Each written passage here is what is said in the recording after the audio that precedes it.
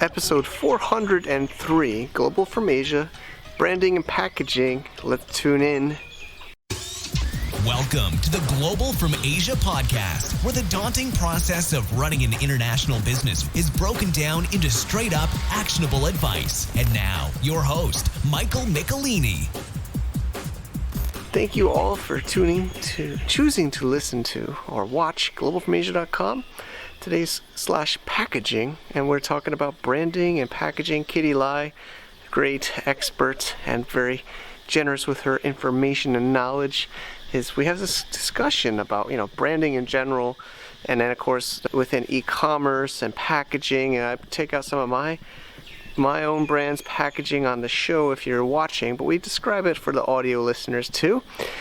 Also, it's just been exciting. My father-in-law just left here in Chiang Mai, back to China, and it's cooling off here into the summer. But lots happening after the show. If you're interested, we'll talk about some happening with the Cross-Border Summit. We'll talk about some other experiences about packaging. We're doing some repackaging in the U.S. So if you want to hear that after the interview, let's tune in to Kitty now. All right, we have Tommy, the sales manager at Cross-Better Logistics. How are you, Tommy? Hi, everyone. We just got to meet here in Shenzhen, China. It's great. They support the show at Global from Asia, and we also use them ourselves for many of our brands and e-commerce businesses. And Tommy really cares. They always are trying to help us save money. You have some products you keep for us in China. You have some products you keep for us in the U.S. warehouse, and I really appreciate that. And you can talk to this seller, right? You can give them your advice. You work with many Chinese sellers a lot, right? And you can help the sellers understand more. Yeah, we are very professional for the shipment to USA and Canada. Also, we have warehouse in USA and Canada. We can help our factories, suppliers, sellers for the shipment. Yes. Yeah, for the e-commerce business.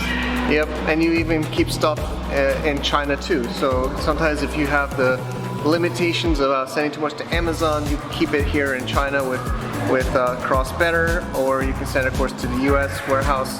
They have many different options, and they're always trying their best to find out what's the best solution for you. So Definitely talk to Tommy, talk to Cross-Better, and thank you for your support of the community. Yes, we have good pricing and better service. Yes. Thank you. Thank you so much. All right. Thank you all for choosing to listen to another Global from Asia podcast. We have a great one with Kitty Lai. We've been chatting a bit, preparing for the show, and you're is it in the UK, in London? Am I correct? Or I just moved from London, but I am in UK. So I've moved back down to my hometown in West Sussex, so near the coast. Sunny coast. Sounds nice. I've only been to London, Heathrow, and then I was in St. James Park, right across. It was another life for me. It was when I worked on Wall Street. I went there for corporate training for a month. But anyway, a little sidetrack. I know but it's a really pleasure to have you on. So you're the founder at Me Brand. You're doing branding and helping with creating captivating audiences with branding and design services. And we've connected through common friends, and you've been on a lot of great podcasts that I respect. And today, we're going to talk about, I think it's a great topic, like packaging and for e-commerce. And but before we get into it, maybe a little bit of your background, Kitty, for those want to know more. Yeah, so I've trained as a graphic designer back in the day, but I've always loved packaging and design, and it's always what I've wanted to do. So I did a good degree in brand communication. And I came out into London in the late 90s and joined a design agency. And I loved it. Just designing logos, working on projects, branding. And that was a time when actually websites were just sort of coming aboard in the UK. And so everyone was starting to have an email address. It was just crazy times, and everyone was starting to design websites. So that's my first sort of step into sort of the website arena.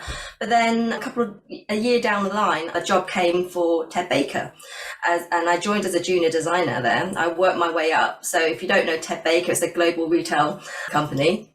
I've opened stores around Asia, US, globally, and Europe as well. And I worked my way up as a graphic designer, and then I managed a team of 8 designers by the time I left after 10 years. And I loved it. And I worked through everything from packaging design, the labeling, the working with printers. So I know the whole process, actually, from shipping, working all the different departments in wholesale, the merchandise team, the marketing team was my main thing, working within then, and designing the window designs, the point of sale in stores, everything that had the label, well, the brand Ted Baker one would come through me. So I would have to sign everything off, from a zip pull to a button that has the logo branding on it, because I had to sort of be the brand guardian for Ted Baker and make sure that the brand was correct.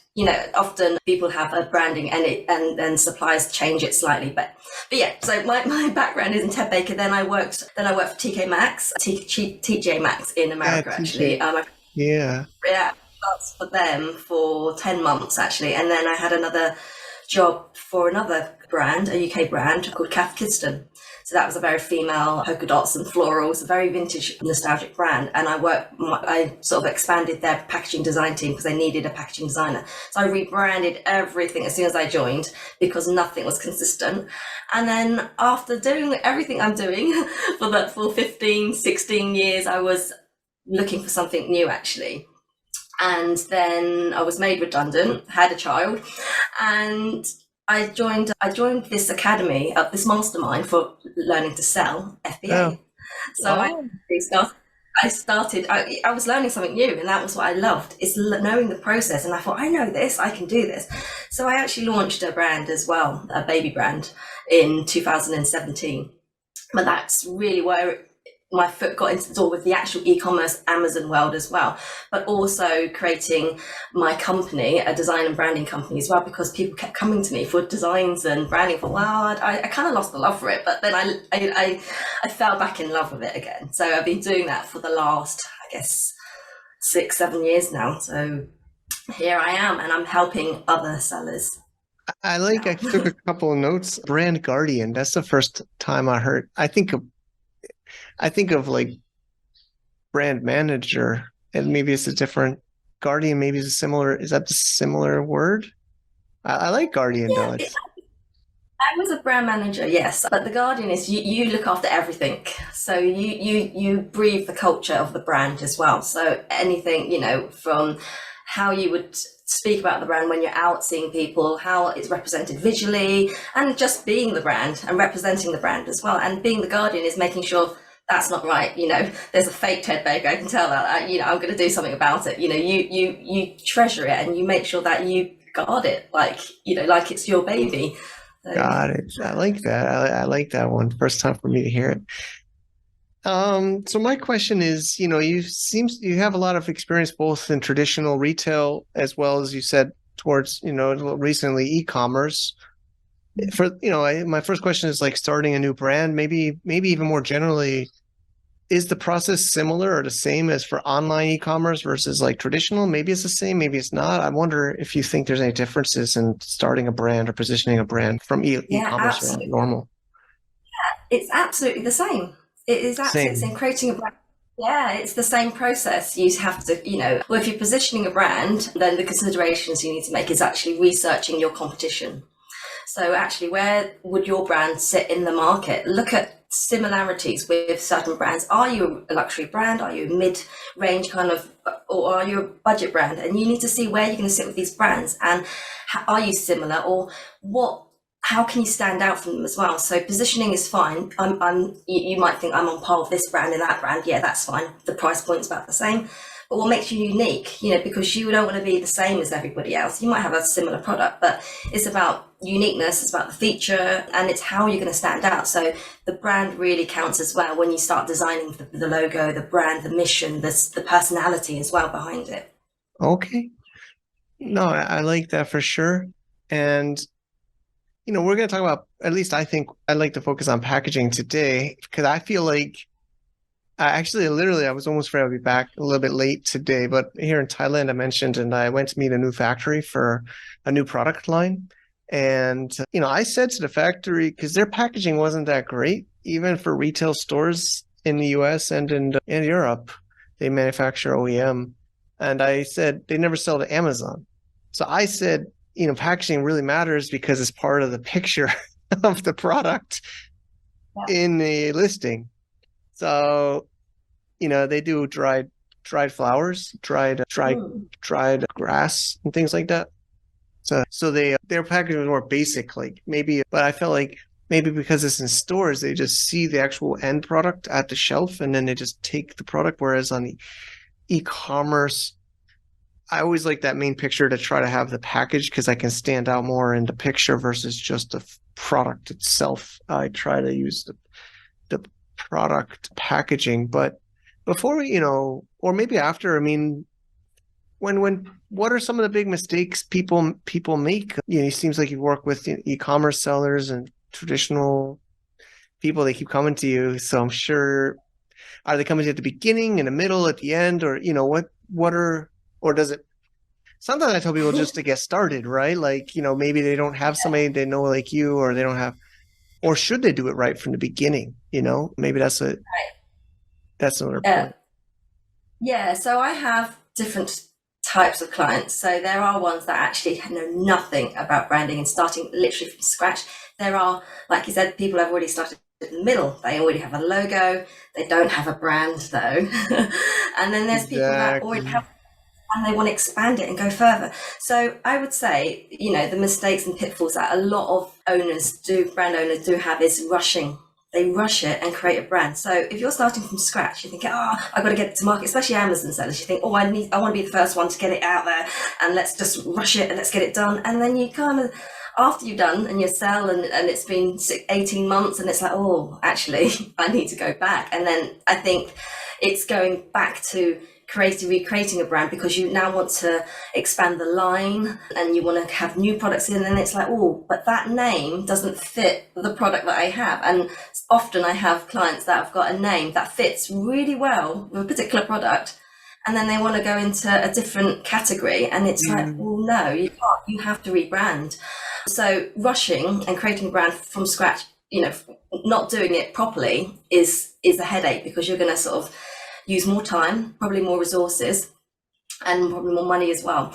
Doing it yourself is another thing, and making all the decisions yourself without going to a professional and asking for advice, getting someone to actually do the logo, because I know a lot of owners go to Canva or they go to maybe Fiverr, but sometimes they like to design it themselves and they think, I'll do it this. And I've had a recent client and I designed a beautiful logo for her, quite a few options as well, so it confused her a little bit, but there were, all of them would work with the brand that I created for her, because she had already had a brand. I'm rebranding for her, but then she liked these colors. I want to do that but I've already set a color palette. And then she tried to switch colors around and it's like, it works, but not, I would have done it in a way that it would work best. But, when an owner gets involved too much, it's like, then it's picking apart what you've paid a professional to do. So I wouldn't recommend that. I would trust the professionals to deliver what you paid for. And then I guess the other thing is that owners generally think that the logo is the brand and that's it. And I think that's all I need. And it's not. And they get stuck. It's like, how do I grow a brand? What is you have to have a tone of voice and personality and create all these things about the brand. And the brand is the experience. It's not a logo. So it's all the other elements. How do you talk to your audience? What is the customer service like? That's all part of your brand. So, those are the things that, brand owners need to sort of really understand. It's not just the logo. It's not rushing. It's not being the first to get into market, but it is about being unique and having a good experience for your customers. Yeah, no, that's all amazing. I mean, I got a couple of notes on this, but I do agree, working with the owner or the client, or they have, of course it's their baby, right? So but they get too much micromanaged is almost another way of saying, or too involved, or change after you've already kind of set the tone and the pattern and the colors.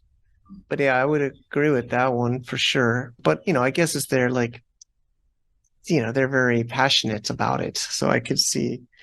But one point I got was the category changing. So it's a little bit new to me. I mean, some people would like to try multiple categories, or maybe especially if they're new, they couldn't. I guess the ways maybe the brand is built, or I guess it's because really about, I guess, your target customer, really about the user, right? Is that reason why it's hard to change a category? Right, so I'll give you an example. I won't name the brand because, she's a client as well, but they created, I could probably tell you the product actually. It was an insulin pen. So they created something with their logo and it worked perfectly for that particular product.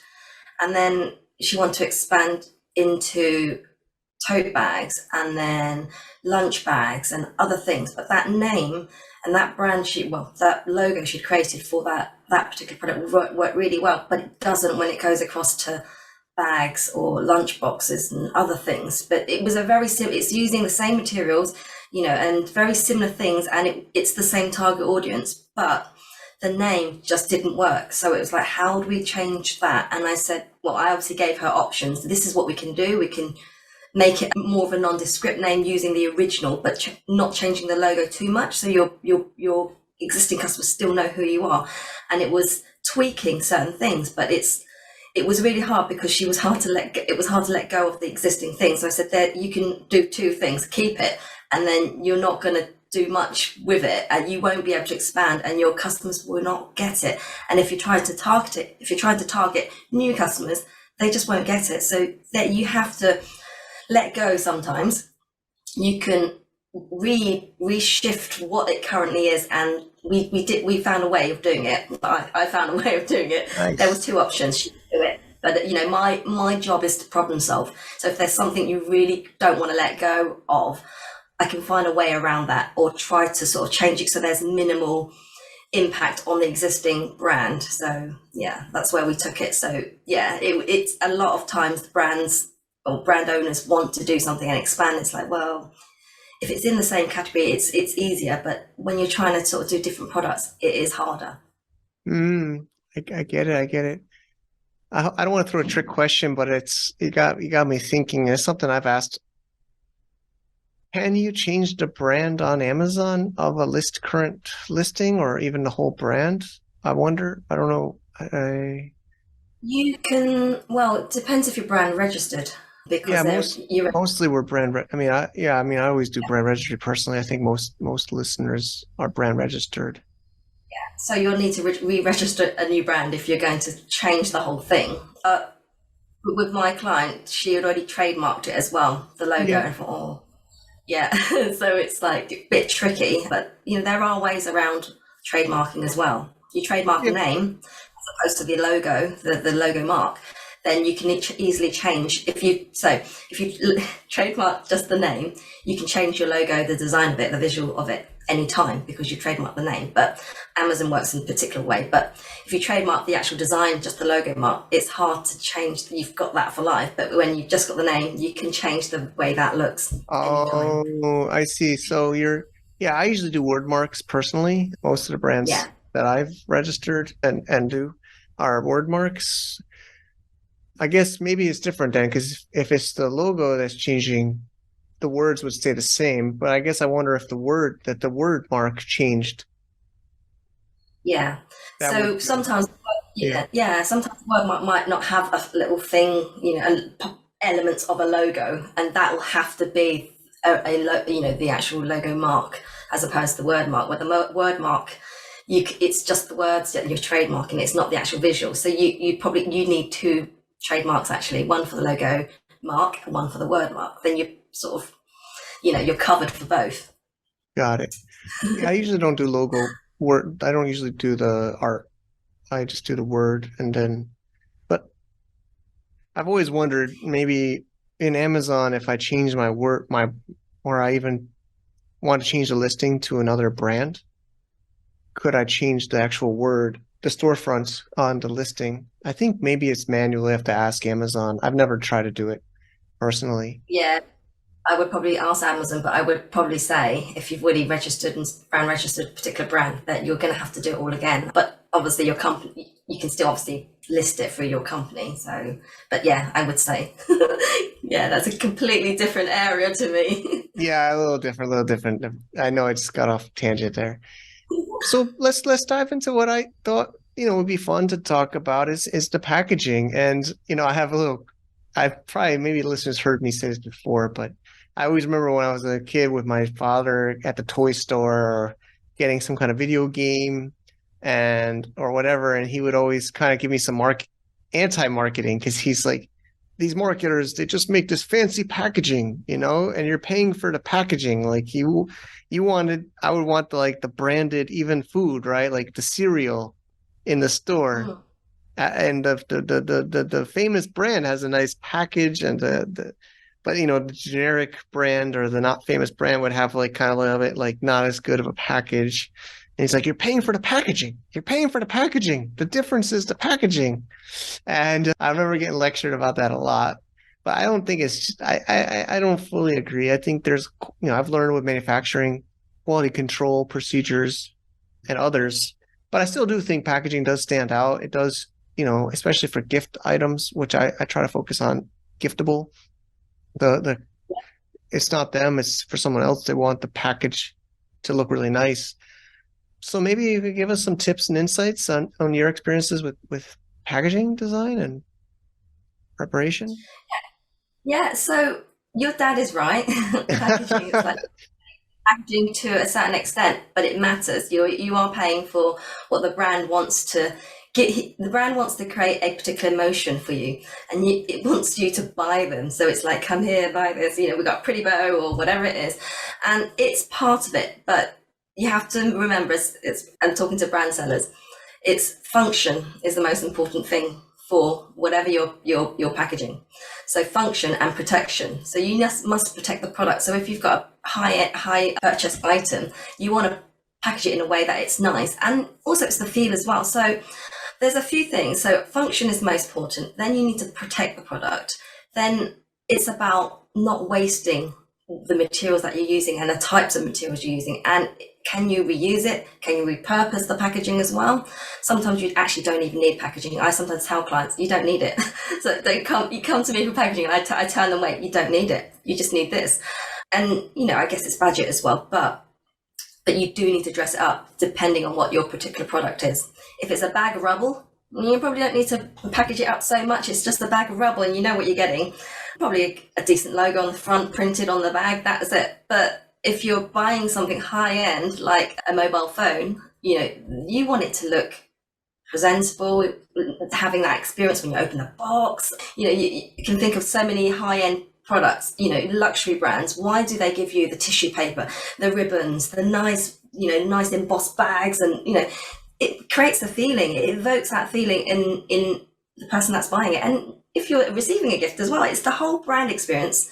And I've talked about unboxing before with, on a talk recently, and it's about, wow, you open it, you get that feeling. And it's depending on what product you have, but yes, you are paying for the packaging, but it's depending on your product. If it's a low end product, a low budget kind of item, you just need to think about how it's gonna work for the customer, your target audience. Are they gonna literally just open it and then throw it away? If it's a toothbrush, well, you're gonna put it straight into the bin, aren't you? So there's so much you can do, but at the end of the day, people do fall for packaging and they do buy brands. It's about the look and the feel of it as well. I do. I look at packaging and think, and you look at the price. Is it price led, or is it what is it led? Is it the brand? So there's different types of shoppers, and it really depends on your brand. And yeah, I would say your dad is right, but also there's other things that brand owners need to sort of weigh up. It's a whole strategy that internally as a business you need to think about. What is it you actually want to sell? What is it you want to give to the customer? Is it about saving pennies? Is it about making profit? So then there are ways of doing it. You can just have a beautiful brown carton box and a nice designed screen print logo or things that you can do. And I've seen plenty of brands do that. And it's like, wow, they just saved a shed loads of money just using the outer carton. They created something about it, about the brand. And, have you heard the brand Who Gives a Crap? Toilet roll. Oh, really?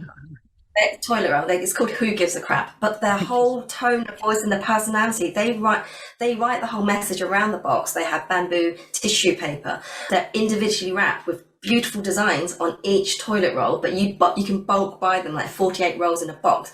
But it's just it comes in a carton, but it's got the branding around it, and they just use that. There's no other thing apart from obviously individually wrapped, but they look nice. They've got a sticker on top.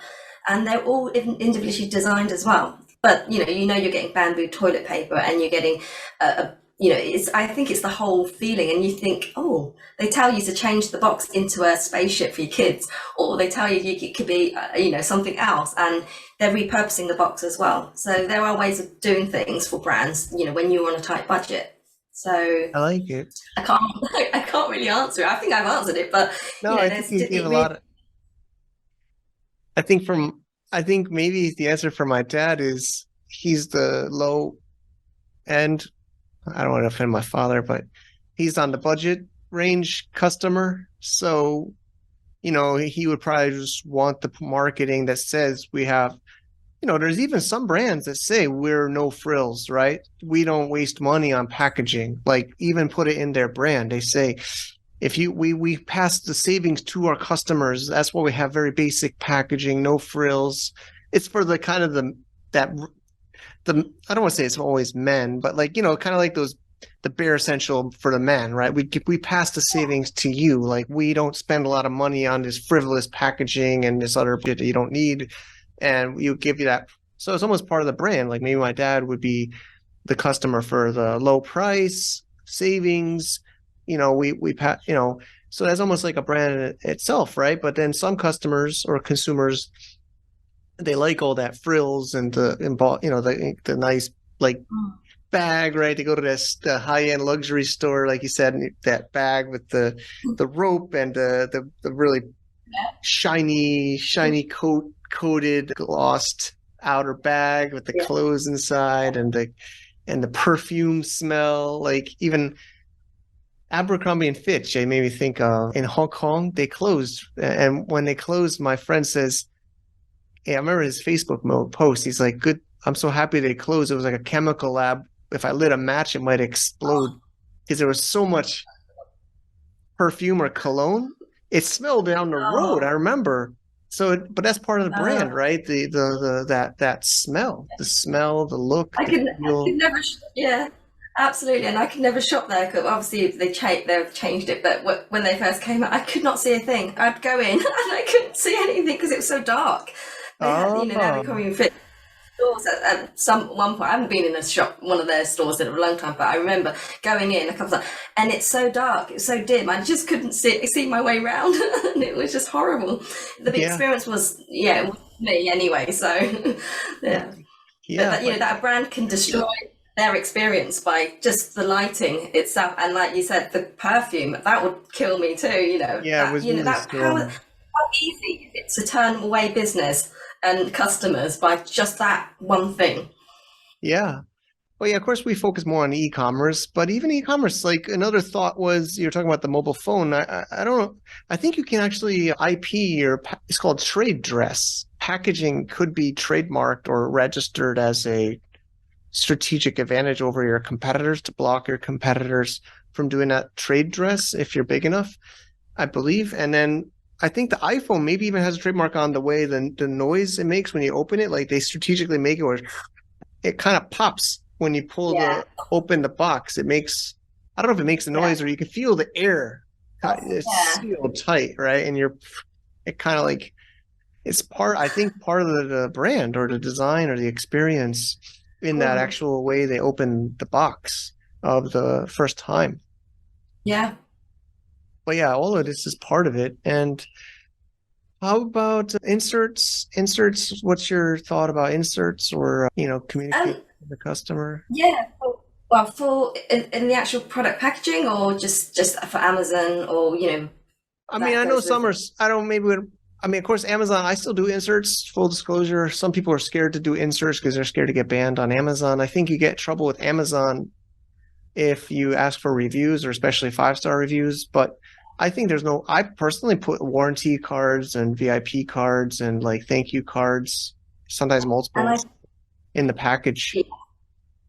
And I think that's right. I mean, with inserts, definitely don't do the ask for the 5-star reviews, and that's against the TOS. So yeah, the things that you do is the warranty, the guarantee, And they're definitely incentivizing them, like a VIP, collect points or whatever it is, or get something in return next time, but not ask for reviews. But it's trying to keep them as customers or repeat customers as well. Like, you could have something. We've got something coming up soon. We've got a new product launching soon. That could be something that you put in there, and then they're like, oh, but you might need to give your email address away first, to sign up for the launch. So there's certain things you can sort of do, I think. But yeah, inserts, there's nothing wrong with inserts. And sometimes it might be instructional inserts, go to the website to look at the video, because you can't do it physically. Where do they go? Just go to the website, have a look at this, how to use this product. So yeah, you definitely, if the product warrants, an insert, then I would say, yes, do it. Great. And maybe we can squeeze, we're getting close to time, but maybe talk about some cases. I have some, I know I'm always nervous. Some people are nervous to talk about it, but I talk about some of my brands publicly, or if you want to go through one of mine, or how do you like to do it? Yeah. Yeah, I'd love to see some of your products. Yeah. So some people know about Excalibur Brothers. We talk about it a little bit on the show. So this is actually, just so you know, it's audio and video. This show was audio for many years before video podcasts were cool. But so they might not be able to see it, but I'm showing it for those watching. And so this is Excalibur Brothers. Actually, I have a really great partner, Luciano, that helped a lot with the design. But you can see it's got this, all of them have this sleeve. So it slides off. And then it has this embossed logo on the box. And then on the back, of course, some customer service info.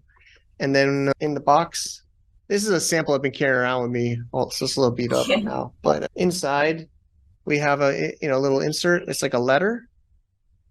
And then a little extra polishing cloth that we didn't mention, just so that we give them a little extra. And then we have the set, which is a flask, men's flask, with a genuine leather, the logo here, and then shot glasses and a funnel to refill it easily. And that's one of our core products. It's a great gift. People make it that way. But it was a lot of customization on this. It was really painful, actually.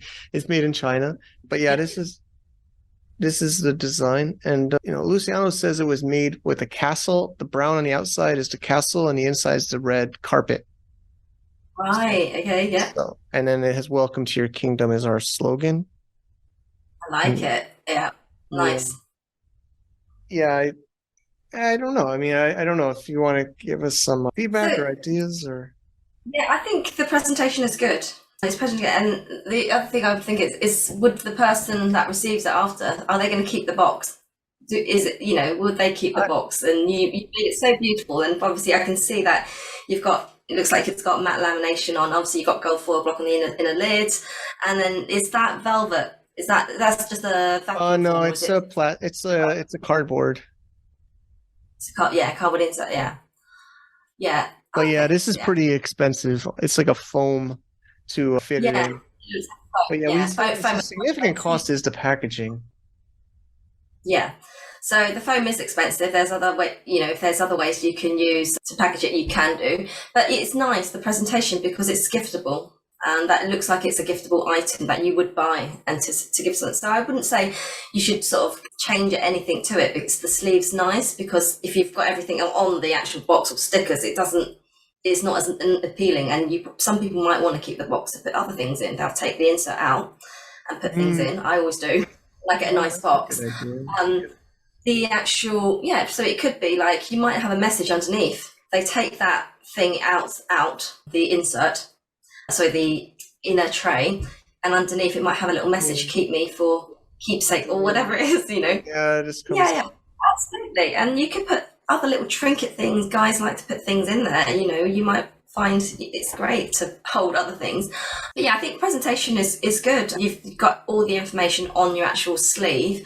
I can't actually see, I couldn't read what it was on the actual sleeve and stuff, but this is the back, so it has, or I could read it. It basically says, "Need help? Our Excalibur Brothers Royal Squires are standing by to serve you at your pleasure. They are honor bound at ensuring your complete and utter satisfaction." Our email, excalibrbrothers.com/support, and then our logo and our domain, and then of course the year, and made in China. And on the front has like a picture of it in Okay, the so I've description. one thing I've noticed. Which one's your logo? Can you show me the actual logo? The That one shield. in the shield, in the crest and the shield. So on your front of that sleeve you're holding. Yeah, I On mean the that is the actual logo. Yeah. So on your sleeve you've got a different logo on the front that says Excalibur Brothers. Yeah, that's yeah. So on the front. So yeah, I can see that on the front. Turn around. You can see you have Excalibur Brothers at the top. That's not your yeah, logo. it's a cursive version.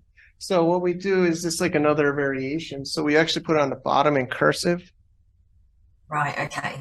and it was established 2003 as the website was started then. So we have like a cursive version because we want to look like medieval and older. And So I would say, well, obviously, we're here to discuss, sure, So, in my thoughts would be, you've got the logo on your box that's gold foiled. So the shield is on the left. You've got Excalibur Rose on the right.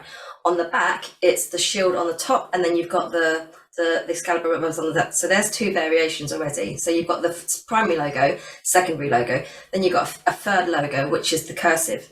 So yeah, you've got to think, what are people look? Which logo is it? I know you want to create the two, but I'm just playing devil's advocate, right? no, I appreciate And that. there's no wrong or right answer, but as a branding person, I would say you can have a horizontal logo and a tall logo, so two logos, and then you've got this additional one, which is more decorative, and you can do that. It's not that you can't. I'm not saying, but it's just jars when you've got it on the sleeve and you've on the thing, and it's like two different things, and it's like, which one is it? And as a customer, you might not be. You think, well, what's going? I don't understand it.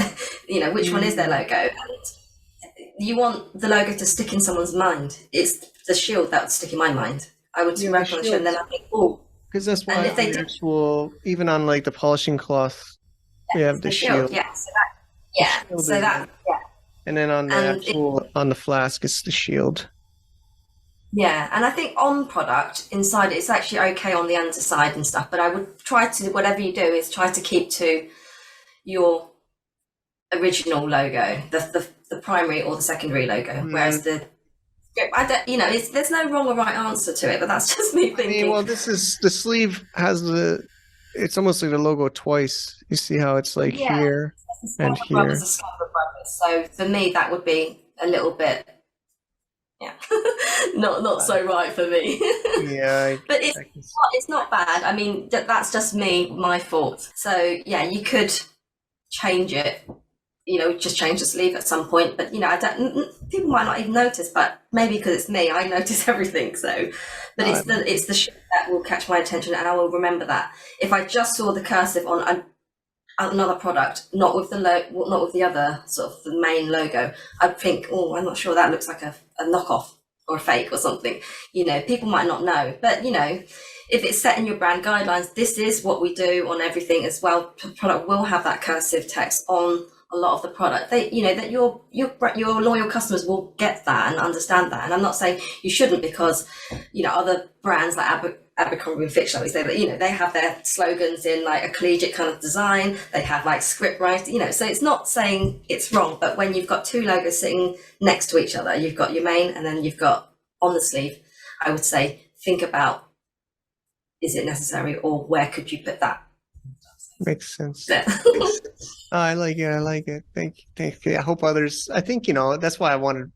I guess I get a little free consultation help too, but I hope it also helps the viewers and listeners get some ideas too.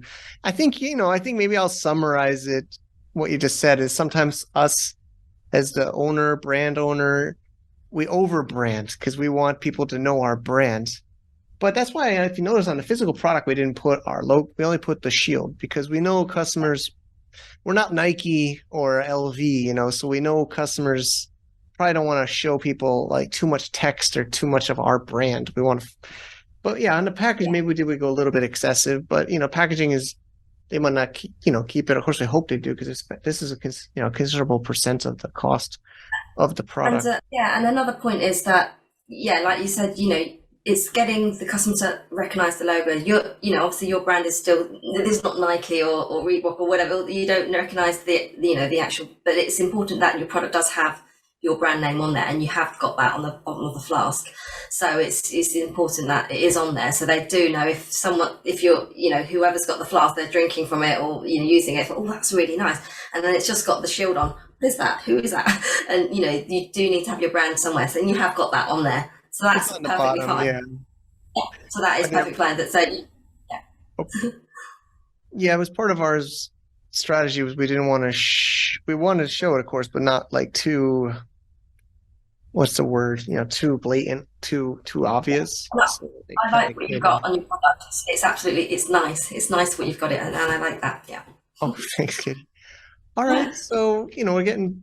Yeah, this has been a fascinating conversation. Again, thank you for your time. I've learned a few different things, and I'm sure listeners did too. So for, of course, there's mebranddesign.com. It's a really nice site. You can learn more about your services and reach out to you and your team. Do you want to share some more things that maybe people can get some help with or work with you on? Yeah, so I work with a full brand identity. I do brand identity, so I can create a whole identity. If you're starting from scratch, I can do that and actually set out brand guidelines for you. So I think it's really important that a lot of brands have guidelines in terms of how they use the logo, what they use it for, and the tone of voice, the personality, the mission. What is your vision for the brand? So I dissect that for brand owners. I create logo designs. I can just do the brand guidelines if you don't have them, and actually see what you haven't got. And then packaging design, of course. So, it really depends on what stage you are on your project, but I can problem solve if you're really stuck on that. And finally, brand audit. So I do a brand design audit for your brand. So if you've got an existing brand, you're not sure where it's going, or you want to expand, or I'm not really, I will look at everything in your brand, your product, your logo, your website, your Instagram, your wherever you're going to be seen. I will have a look at how you're talking to your customers. So I will do a whole full brand audit for you as well. So, those are the main services I do with meBrand. Great. This has been fun, Kitty. It's really nice to connect with you and share with people tuning in today. We'll link, of course, on our show notes. And thanks again for coming on. Thank you. It's been such a pleasure to talk to you, Mike. Great. And thank you to our sponsor, our returning sponsor, Mercury.com, online bank. Well, it's a real bank, but you can do it totally online for US. Our Blimp program participants are going through this as well. Thank you, Mercury. Travis is great there. He's been on our show. He's been in our events. We're going to have another event where we will have them attending as well. And if you want to get a little bonus for you and us, if you sign up and do some special circumstances, you can go to globalfromasia.com/Mercury. I also have a video tutorial that we use even for the Blimp people. I use the same exact video to learn how to use it. I hope you can check it out. Totally free. Why not? See you there. Thank you for listening or watching this show. Thank you, Kitty, for sharing so openly. I learned a few new things, and I hope you did too. We're also going to be talking about now, you saw some of the packaging we're doing. We had to recall some items that got what I call as a kiss of death. Some items got a 1-star off the bat. I don't know. Not even a review, a rating. Somebody, of course you think it might be a competitor, but you can never really know. So we pulled it out, we're repackaging, but realizing in the US we can't get as much nice options of packaging and stickers. So for Excalibur Brothers, what we have to do is just do this normal boring FNSKU label, but we're trying to put some of our logo on it and see if our 3PL there can help us fix that. So he says it looks like it will work with our logo and naming on the sticker of the barcode, just so it has as much branding as possible. It's kind of my tip to you. Although, Kitty did say don't overdo it. Maybe it is a little bit overdone. I still got to talk to Luciano. Check out this show, Luciano. But I think what I'm thinking about Amazon, we're going multiple channels now. We just got open to Walmart. And the beautiful thing is, our packaging, our branding can be used on any channel. It's not like an Amazon specific brand. And when you get this stuff going, it's scalable. It can scale everywhere. So those are some of my little tips and experiences and some of the blood, sweat, and tears we're dealing with here on the ground as sellers ourselves. And of course, we got the Cross-Border Summit coming up it's been really, really fun. We're trying to get more local top sellers in Thailand. We have some coming from China, of course, from overseas around the world. So we're working really hard on that. So it's exciting. But yeah, I mean, not putting big pressure. We want quality people. We're not begging, and we're getting great feedback, great people signing up. Thank you for those. You know, some new people will be meeting. Also, some podcasts coming. Also, we're doing much more meetups here in Chiang Mai. We're doing Tuesday meetups now, 2 to 4 p.m. You can find out at events.globalfromasia.com. And we're going to start to have skill sharing and recording it. Might be coming some more podcasts here. There's so many birds here. But anyway, thanks again for watching and listening. I'm trying to do this, intro, outro, like outdoors a bit. We got to get outdoors. We got to breathe that fresh air and touch grass. All right. Have a great day, everybody. And there are some really amazing updates and changes happening here in the business. I want to say it, I like to say it, but I cannot say it. So stay tuned. As always, take care. Bye-bye. To get more info about running an international business, please visit our website at www.globalfromasia.com. That's www.globalfromasia.com. Also, be sure to subscribe to our iTunes feed. Thanks for tuning in.